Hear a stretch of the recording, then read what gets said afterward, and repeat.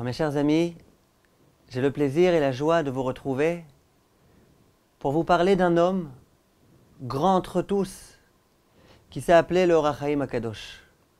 Je peux vous assurer que c'est extrêmement difficile d'oser simplement ouvrir la bouche lorsqu'on parle d'un Rav qui était tellement grand, tellement pur, tellement pieux, qui a écrit des livres vraiment extraordinaires, qui sont aujourd'hui étudiés dans le monde entier. Peu importe à quel courant de pensée on appartient, tous les juifs du monde entier accordent une importance particulière et découvrent un plaisir extraordinaire à chaque fois qu'ils lisent les écrits du Or HaChaim HaKadosh, et en particulier dans ses commentaires fabuleux sur la paracha. Cet homme-là est né en 1692, il y a environ 320 ans, dans la ville de Salé.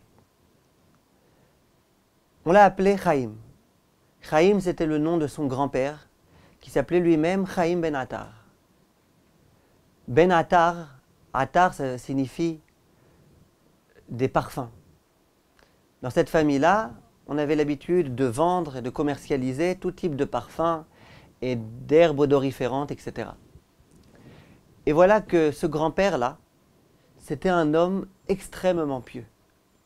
Toutes les nuits, il se réveillait et il pleurait vraiment avec beaucoup de cœur le Tikkun Chatzot.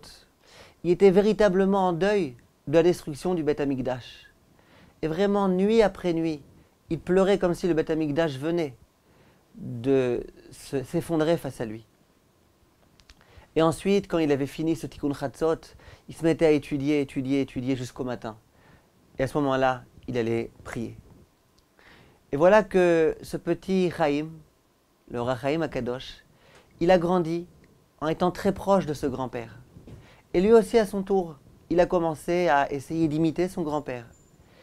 Et il a commencé, lui aussi, à pleurer en pleine nuit pour demander à Kadosh Baruch Hu qu'il veuille bien nous reconstruire le Beth Amikdash. Et c'est dans cette atmosphère particulière, pleine de Torah et de Yirat Shamayim, que Rabbi Chaim Ben Attar a grandi. Il va devenir un grand Talmid Chacham. Il va avoir déjà à Salé beaucoup d'élèves qui vont être autour de lui.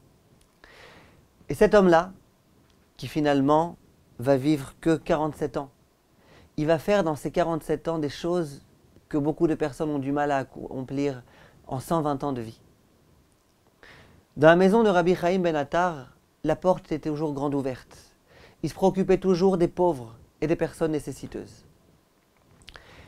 Et l'histoire raconte d'ailleurs qu'il avait l'habitude, tous les vendredis, de procéder à l'abattage rituel d'un animal, d'un bœuf, qu'il partageait ensuite à tous les Talmidei Chachamim de la ville. Il savait qu'il y avait beaucoup de Talmidei Chachamim qui étaient complètement investis dans leur Torah et qui n'avaient malheureusement pas suffisamment d'argent pour pouvoir s'acheter de la viande pour Shabbat. Et donc tous les vendredis, il procédait à un abattage rituel et il leur distribuait de la viande. Voilà qu'un jour, il y a eu une véritable pénurie de viande dans la ville dans laquelle il se trouvait.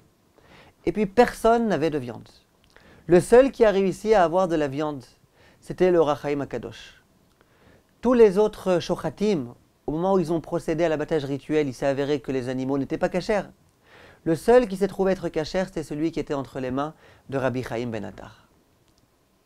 L'un des riches de la ville, ayant entendu que seul chez Rav Chaim Ben Attar, il y avait une viande qui était cachère, il est immédiatement venu voir Rabbi Chaim Ben Attar. Il lui a dit « Rav, j'aimerais vraiment que vous me donniez cette viande. Je ne peux pas envisager de vivre un Shabbat sans viande. » Alors le Rav lui dit « Mais je suis désolé, cette viande, elle est vraiment destinée aux Talmidei Chachamim de la ville. C'est pour eux que je l'ai achetée. C'est en leur honneur que j'ai procédé à l'abattage rituel. Je ne peux pas, elle ne m'appartient pas. » Et le riche dit « Je te donne 1000 euros, 2000 euros, 3000 euros. » Le Or HaChaim HaKadosh lui dit « Je suis désolé, je ne peux pas. » Et voilà qu'ils sont en train de négocier. À un moment donné, il y a l'un de ces fameux Talmidei Chachamim auquel la viande était destinée, qui tape à la porte et qui entre chez le Or HaChaim HaKadosh. Le Or HaChaim lui dit « Voilà, le morceau de viande qui te revient. » Et le riche voit que le Or HaChaim HaKadosh ne s'apprête pas du tout à lui donner à lui la viande, au contraire, il la donne au fameux Talmidei Chachamim, auquel il avait promis de la donner. Il se met dans une colère, dans une rage folle. Et il commence à insulter ce Talmid Chacham. Comment? Lui, il est meilleur que moi. Pourquoi c'est à lui que tu donnes et pas à moi? Et moi, je t'avais promis des grandes sommes. Comment tu peux, cette espèce de morveux, cette espèce de ceci, cette espèce de cela? Et le Ohr HaChaim HaKadosh avait peur de se mettre en porte-à-faux vis-à-vis de ce grand milliardaire. Il est resté silencieux. Mais il n'empêche qu'il a accepté que ce Talmid Chacham reçoive son morceau de viande. Et voilà qu'au moment où Rabbi Chaim Ben Attar va dormir, on s'adresse à lui, directement du ciel. Et on lui dit, Rabbi Chaim Ben Attar, comment tu as entendu cet homme-là, qui a parlé avec tellement de mépris de ce Talmid Chacham, et tu n'as rien dit? T'aurais dû protester, t'aurais dû t'insurger. Lorsqu'on entend des personnes qui parlent en mal d'un Talmid Chacham, il faut immédiatement protester. Comment ça se fait? Ah, t'as pas protesté? T'as pas voulu te fâcher avec ce riche? Eh bien, Dieu a décidé que tu devrais recevoir une punition. Quelle punition? Il faut pendant 1 an que tu ailles en galoute. Qu'est-ce que la galoute? La galoute, c'est l'exil. La galoute, ça veut dire qu'il faut que tu t'en ailles de chez toi, les mains dans les poches, juste avec ton talit et tes tefilines. Et que tu quittes la maison dans laquelle tu te trouves, et que tu ailles errer dans certaines villes, et que tu dormes chaque nuit dans un autre endroit que là où tu as dormi la veille. C'est quelque chose d'extrêmement difficile. On va dans un endroit dans lequel on n'est pas connu. On n'a rien avec soi. On doit sans arrêt être comme ça, pauvre, indigent, être invité. On doit sans arrêt se débrouiller ou dormir ou ne pas dormir. On n'a pas de travail, on n'a rien du tout. C'est extrêmement difficile. On a dit à Rabbi Chaim Ben Attar, tu veux pouvoir te faire expier cette faute-là? 1 an, 12 mois, il faut que tu te trouves en dehors de chez toi et que tu endures cette galoute. Et Rabbi Chaim Ben Attar s'est bien évidemment exécuté. Le lendemain matin, il prend ses téphilines, il prend son talit et il s'en va. Et il a commencé à errer au Maroc, chaque jour dans une autre ville, dans une autre région, dans un autre endroit, dans un autre quartier. C'est d'ailleurs la raison pour laquelle, lorsqu'on nous raconte un petit peu les différentes pérégrinations de Rabbi Chaim Ben Attar, on voit qu'une fois il était dans telle ville du Maroc, une fois il était dans telle autre ville. Pourtant, on sait que là où il habitait, c'était à Salé. Qu'est-ce qu'il faisait une fois dans telle ville, une fois dans telle autre ville? C'est qu'en fait, pendant cette année, il a eu besoin, pour pouvoir essuyer cette punition, aller dans tout type d'endroits différents, à des endroits où il n'était pas connu, à des endroits où il n'avait jamais été auparavant. Et l'histoire raconte que plusieurs mois après qu'il ait commencé à errer dans les différentes villes du Maroc, un jour il était invité chez quelqu'un. Il arrivait dans une ville, il était inconnu, habillé en haillons comme un pauvre bien évidemment. Or il y a un homme hospitalier qui lui a dit vous n'avez pas où être, vous voulez venir dormir chez moi? Lui dit oui. Personne ne se doutait que c'était le Ohr HaChaim HaKadosh. Et cet homme-là a mangé vendredi soir chez cet homme-là. À la fin du repas, cet homme s'adresse à son invité et lui dit tu sais, la coutume chez nous, c'est qu'à la fin du repas, on se rend tous chez le Rav. On a un Rav très pieux, un Rav qui a des enseignements qui lui proviennent directement du ciel. Et c'est un grand plaisir et un grand mérite et un grand honneur de l'écouter. Est-ce que tu es d'accord qu'on aille là-bas? Alors Chaim dit avec plaisir, au contraire, on peut entendre des propos de Torah. Et voilà qu'ils se rendent dans cette synagogue et qu'ils écoutent le Rav. Le Rav avait au début les yeux fermés, comme ça il était complètement concentré dans des sphères extrêmement élevées. Et au bout de quelques minutes, il retrouve ses esprits et il leur dit, chers amis, aujourd'hui j'aimerais vous enseigner un certain nombre d'enseignements merveilleux qu'on m'a enseigné du ciel directement. Il s'agissait de la paracha de Bechukotai. Vous savez que le premier pasouk de la paracha de Bechukotai, le Ohr HaChaim HaKadosh l'a commenté de 42 façons différentes. 42 explications extraordinaires. Et le Rav commence à dire, vous savez, Im Bechukotai telechu, je vais vous donner 14 interprétations qu'on m'a dévoilées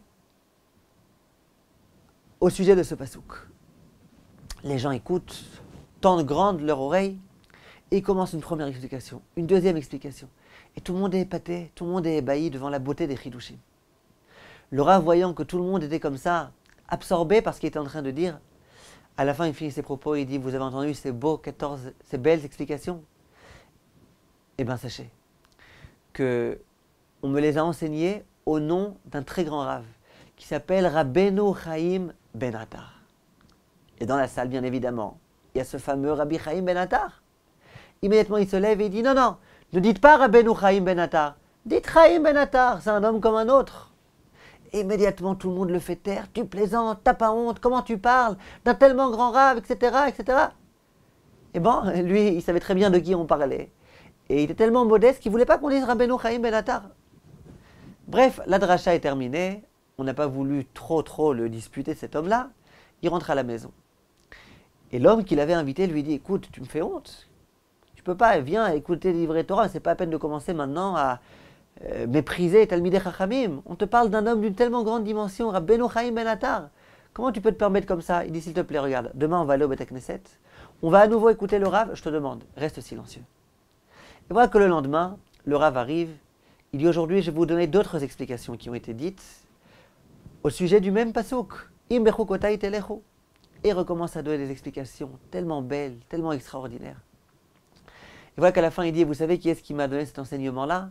On me l'a enseigné directement du ciel au nom de Rabbeinu Chaim Ben Attar. Et à nouveau, du fond du Beth Knesset, cet homme-là qui dit, arrêtez de dire Rabbeinu Chaim, je vous ai déjà dit, dites Chaim Ben Attar.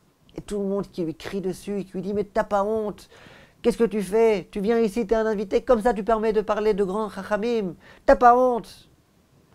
Et puis à nouveau il rentre à la maison et l'hôte le dispute. Il lui dit, écoute, je t'ai demandé, tu viens, sois quand même loyal à l'égard des personnes qui t'invitent. Pourquoi tu me fais ces hontes là, Serchoumot?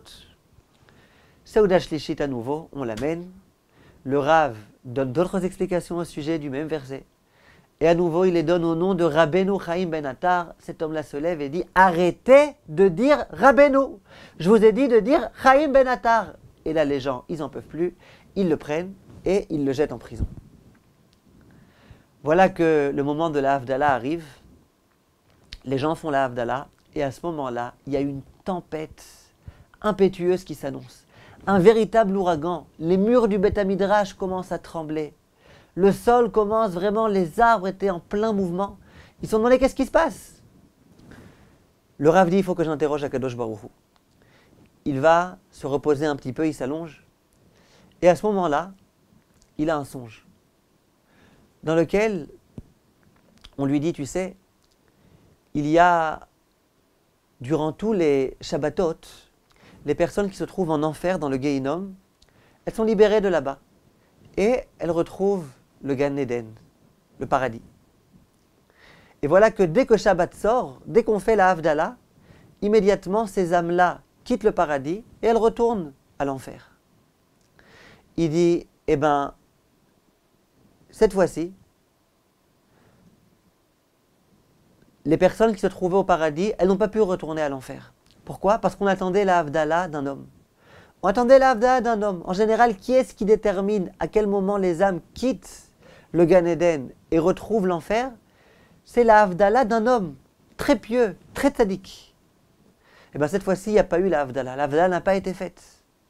Et donc, le responsable de l'enfer, c'est lui qui commence à agiter le monde tout entier. Il a envie de détruire le monde. Parce qu'il attend que les gens reviennent à l'enfer. Alors le Rav dira, d'accord, que cet homme-là fasse la Havdalah, qu'est-ce qui se passe? Ils disent non. Cet homme-là, c'est Rabbeinu Chaim Ben Attar. Et il est en prison. Il dit, mais c'est pas vrai. Quoi? Rabbi Chaim Ben Attar est en prison? Il dit, oui, il est détenu dans ta prison à toi. C'est vous qui l'avez mis en prison. Immédiatement, le Rav a compris. Il a été. Il s'est adressé à Rabbi Chaim Ben Attar. Il lui dit, je ne savais pas que c'était vous, Rabbi Chaim Ben Attar. Je suis désolé. On vous a méprisé d'une telle façon. Il dit, eh bien, sache que je te demande pardon. Vraiment, pardonne-moi. Et sache aussi autre chose. C'est qu'au moment où on s'est dévoilé à moi, on m'a dit aussi que par le mérite de cette souffrance que tu as eue là, à te trouver en prison pendant ces quelques minutes, eh ben, la sentence qui avait été décrétée à ton égard, que tu devais passer 1 an à errer d'une ville à une autre, elle est terminée. Tu peux retourner chez toi. Et voilà que Rabbi Chaim Ben Attar est retourné chez lui, dans la ville de Salé. Figurez-vous que Rabbi Chaim Ben Attar il avait besoin, pour pouvoir survivre, de travailler un petit peu. Et son travail, il était orfèvre, il tissait des habits de luxe, en or et en argent. Il savait très bien le faire. Il tissait de l'or avec de l'argent, il faisait des habits extrêmement beaux. Voilà que la fille du sultan de Salé devait se marier. Et bien évidemment, il voulait lui faire une magnifique robe de mariée. Le sultan s'est renseigné. Qui est-ce qui sait bien tisser des habits de la façon la meilleure possible et imaginable? On lui a dit, celui qui est le meilleur, c'est Rabbi Chaim Ben Attar. Va, adresse-toi à lui et demande-lui qu'il te tisse ce vêtement. La fille devait se marier vraiment quelques jours après. Et on a envoyé des émissaires chez Rabbi Chaim Ben Attar pour qu'il veuille bien tisser cette fameuse robe. Simplement, Rabbi Chaim Ben Attar, il avait un pacte avec Hachem. Il a dit à Hachem, écoute, moi je ne suis pas sur terre pour travailler. Je suis venu sur terre pour étudier, pour enseigner, pour écrire. Simplement, il faut bien que je vive. Or moi, je travaille. Au début du mois, je commence à travailler. Tant et tant d'heures par jour. Jusqu'au moment où j'arrive à la somme dont j'ai besoin pour pouvoir vivre correctement ce mois-ci. Dès lors que j'ai obtenu la somme, j'arrête de travailler. Quoi qu'il en soit, j'arrête de travailler. Et voilà que ce mois-ci, il avait déjà, Baruch Hashem, obtenu la somme qu'il fallait. Donc il a dit aux émissaires, je suis désolé, mais je suis complètement consacré à mon étude. Je ne peux pas maintenant commencer à travailler, à tisser, à coudre, je ne peux rien faire, je suis désolé. On lui dit, mais tu sais que ce n'est pas n'importe qui nous a envoyé, c'est le sultan. Il dit, sultan, pas sultan, moi maintenant, je dois étudier. J'ai fait un pacte avec Hachem, je n'ai pas le droit de travailler. Si vous voulez, le mois prochain, quand j'aurai besoin à nouveau de Parnassa, je pourrai. On lui dit, mais non, elle va se marier ce mois-ci. Il retourne bredouille chez le sultan, qui se met en colère. Et il dit, retournez le voir immédiatement. Et vous lui dites, que soit il accepte, soit il n'y a pas de problème. On le conduit à l'échafaud, on le tue. Ils sont retournés voir Rabbi Chaim Ben Attar, qui ne s'est pas laissé intimider. Il dit, faites ce que vous voulez, moi j'ai un pacte avec Hachem, je n'ai pas le droit de travailler. Vous voulez m'obliger? Obligez-moi. Je ne travaillerai pas, je ne tisserai rien du tout. Le sultan était fou de rage.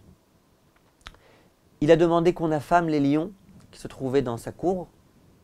Et puis au bout de quelques jours, où les lions n'avaient rien mangé, ils étaient en train de rugir, ils étaient nerveux.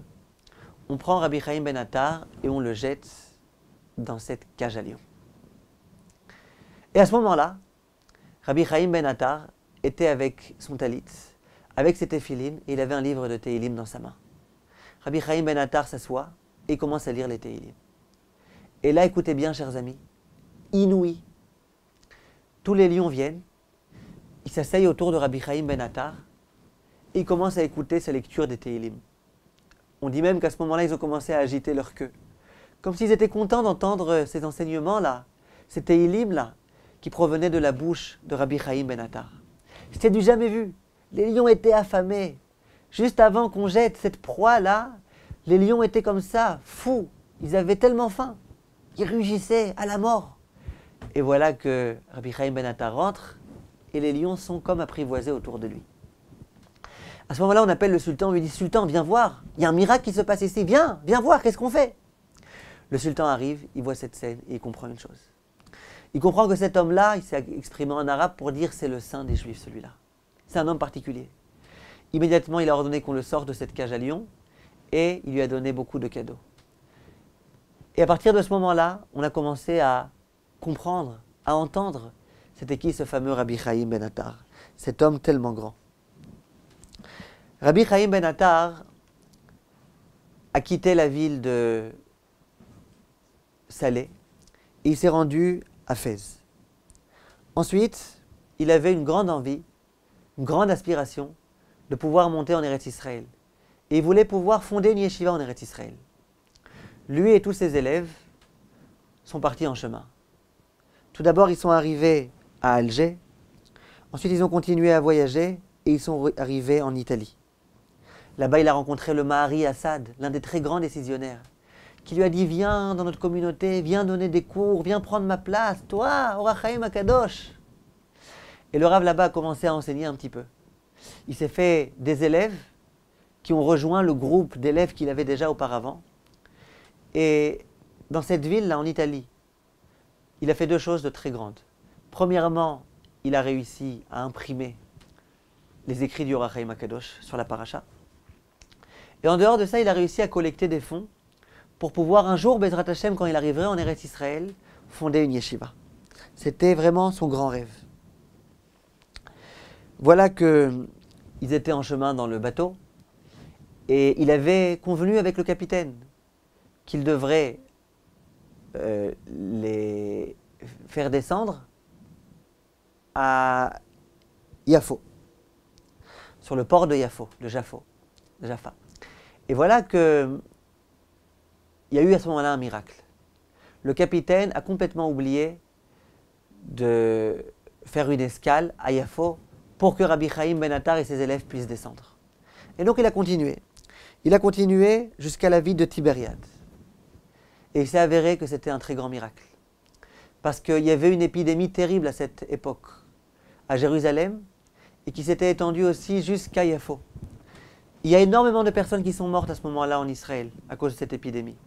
Si jamais ils étaient descendus à Yafo, visiblement ils y seraient aussi passés. Baruch Hashem, ils sont arrivés à Tveria. Là-bas à Tveria, il a rencontré le Rav Avolafia. Et le Rav Avolafia lui a dit, écoute, tu as de l'argent, fonde ici ta yeshiva.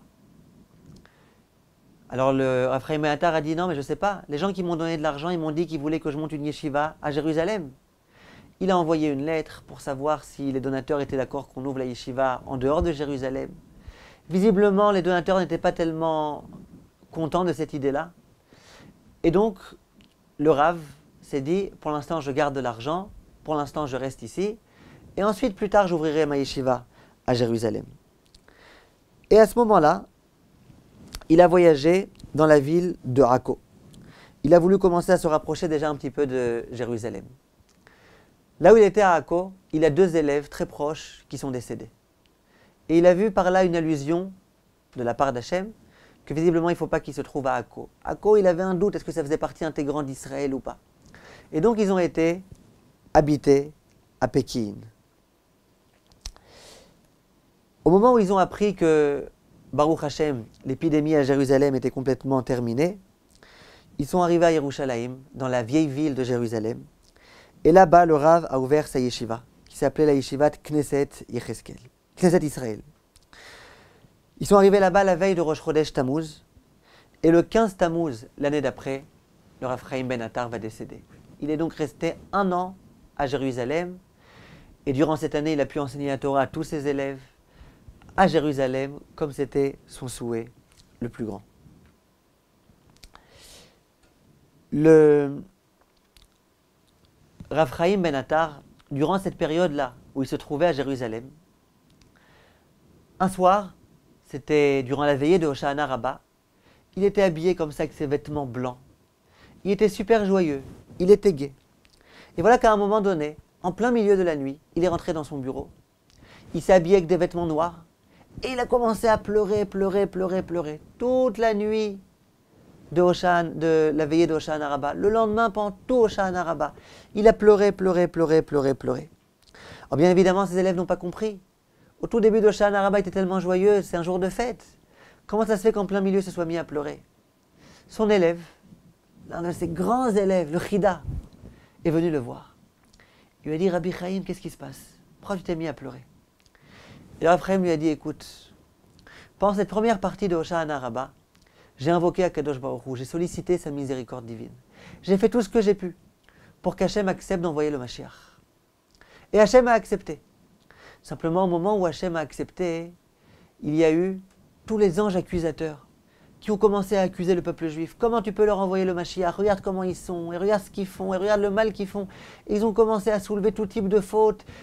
Ils ont même essayé à ce moment-là de faire fauter certains juifs. Et il y a plein de juifs qui ont fauté à ce moment-là. Bref, non seulement le Mashiach n'était pas censé arriver à cause de leurs accusations, mais en plus il y a un terrible décret qui a été édicté à l'égard du peuple juif. Il dit, et moi je ne voulais pas être chas v'shalom à l'origine d'un décret tellement gravissime. C'est la raison pour laquelle j'ai passé ma nuit à pleurer. Et le lendemain j'ai pleuré, j'ai demandé à Hachem, Hachem s'il te plaît, épargne ton peuple de toute souffrance.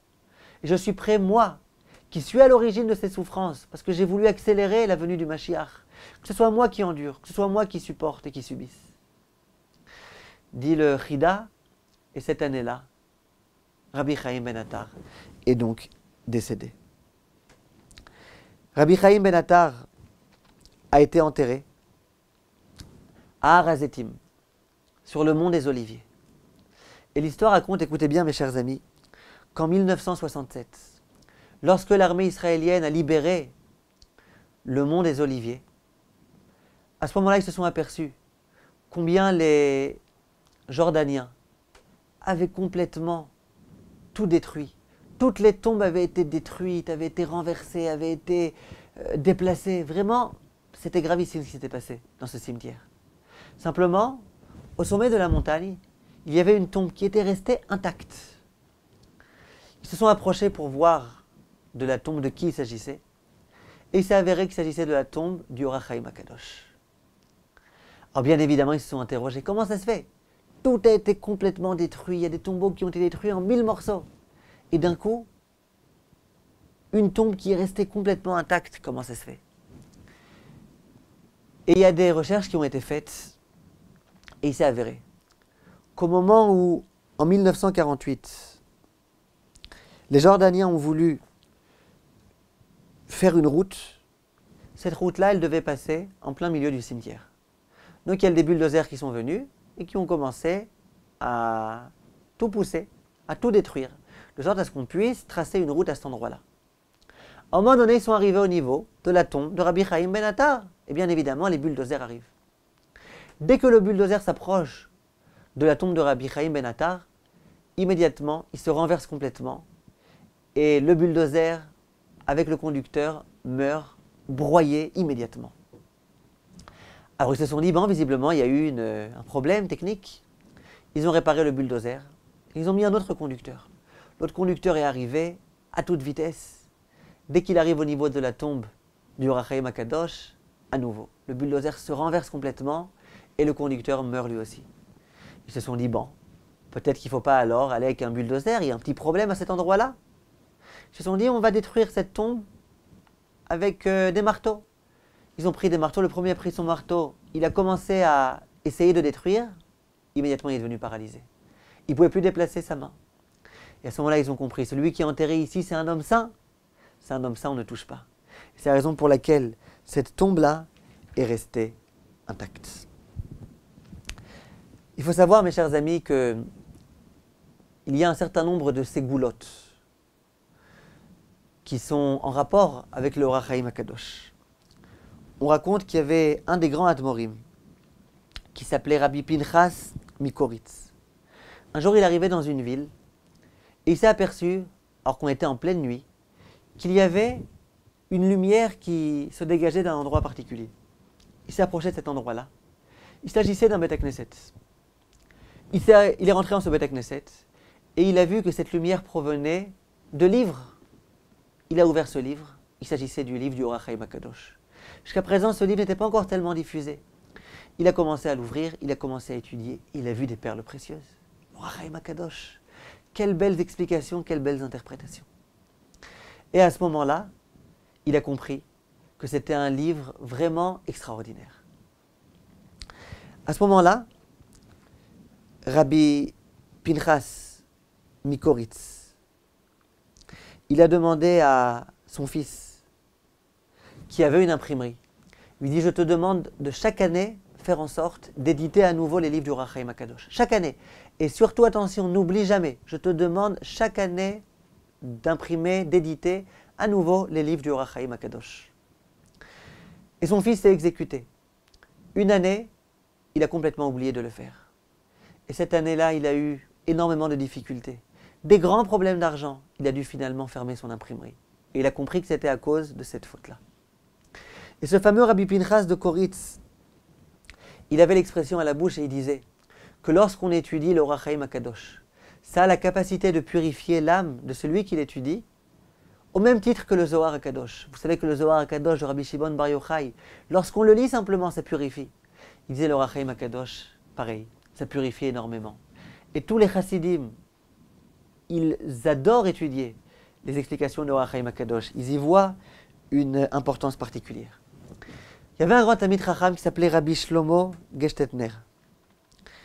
En 1992, il y a un grand Talmid Chacham de Yerushalayim qui a eu une grave maladie à ses yeux. Et malheureusement, il était devenu quasiment aveugle. À ce moment-là, ce grand Rav, Reb Shloimo, il a dit au Talmid Chacham, viens avec moi. Et il l'a pris sur la tombe du Or HaChaim HaKadosh. Et ils ont prié très fort. Et cet homme-là, ce Talmid Chacham, s'est engagé à dorénavant étudier chaque semaine les interprétations de Or HaChaim HaKadosh sur la paracha. Et l'histoire raconte que rapidement, il a commencé à guérir. Sans aucune intervention chirurgicale, aucun laser, rien du tout. Il s'est mis à guérir. Il a guéri. Lorsqu'il s'est aperçu de cette ségoula particulière, il a été voir son cousin. Il avait un cousin qui était frappé par une rétinopathie diabétique. Et donc lui-même était sur le point de devenir aveugle. Il a dit, tu sais, je te conseille de faire ce que moi-même j'ai fait. Rends-toi sur la tombe du Or HaChaim HaKadosh. Engage-toi à étudier les écrits du Or HaChaim HaKadosh. Il l'a conduit avec lui sur la tombe du Or HaChaim HaKadosh. Il lui a dit, vas-y, commence à lire un petit peu. Et lui, il commence à lire, il n'arrive pas à lire, il est aveugle. Et puis au fur et à mesure, il voit qu'il commence un petit peu à voir quelque chose. Il commence à essayer de décrypter quelques lettres. Et puis il commence à lire un petit peu. Et au fur et à mesure, il commence à voir de mieux en mieux. Et rapidement, l'espace de quelques mois, il a guéri. Et depuis, il y a énormément d'histoires qui ont été racontées de personnes qui avaient des problèmes aux yeux et qui se sont rendues sur la tombe du Or HaChaim HaKadosh, qui ont prié et qui ont vu des yeshuot particulières. Je pourrais vous raconter encore beaucoup d'histoires, mais je ne vais pas trop vous couvrir d'histoires. Ça fait déjà pas mal de temps qu'on parle.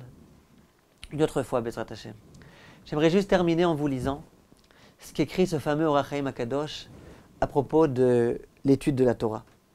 Il y a un verset concernant les Bikurim dans la Parashat Kitavo, dans lequel il est écrit « Vesamarta bechol hatov » et tu te réjouiras de tout le bien que Kadosh Baruch Hu te donne.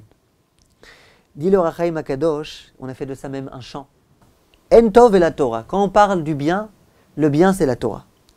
Et là il dit des mots très forts. Sheimayu bnei adam margishim. Si jamais les hommes avaient la possibilité de sentir bemetikut ve'arevut tov Torah, de sentir l'aspect agréable, doux de la Torah, ayu mishtagaim ou mitlaatim acharea. Il deviendrait fou. Il serait tellement fou amoureux de cette Torah qu'il deviendrait complètement fou. Il serait sans arrêt en train d'étudier, étudier comme ça avec une passion particulière. Velo yechashev beinehem melo olam kesef vezahav lemeuma. Et puis si les personnes étaient capables de s'apercevoir de la beauté de cette Torah, eh bien à leurs yeux, tout l'or et l'argent seraient considérés comme étant rien du tout. Ça ne vaudrait rien à leurs yeux. Ki a Torah kolelet kol hatovot shebaolam. Parce que la Torah, elle inclut, elle englobe tout le bien du monde entier. Voilà ce qu'écrit le Or HaChaim HaKadosh. Le Or HaChaim HaKadosh, c'était un homme de Torah. Il a tout fait dans sa vie pour la Torah. Il a diffusé la Torah au maximum. Il a été prêt à mettre sa vie en danger pour ne pas renoncer à une heure de Torah. Or HaChaim HaKadosh. Il est vraiment digne de pouvoir nous donner cet enseignement-là. Ki a Torah kolelet kol hatovot shebaolam. À nous, Bezrat Hashem, d'essayer de nous imprégner de ce qu'on a entendu un petit peu de ce grand Rav. Et à nous, Bezrat Hashem, d'essayer de trouver le goût et de trouver la saveur particulière qui se trouve dans la Torah. Que le srout de Or HaChaim HaKadosh yagen alenu val kol amo Israël. Amen.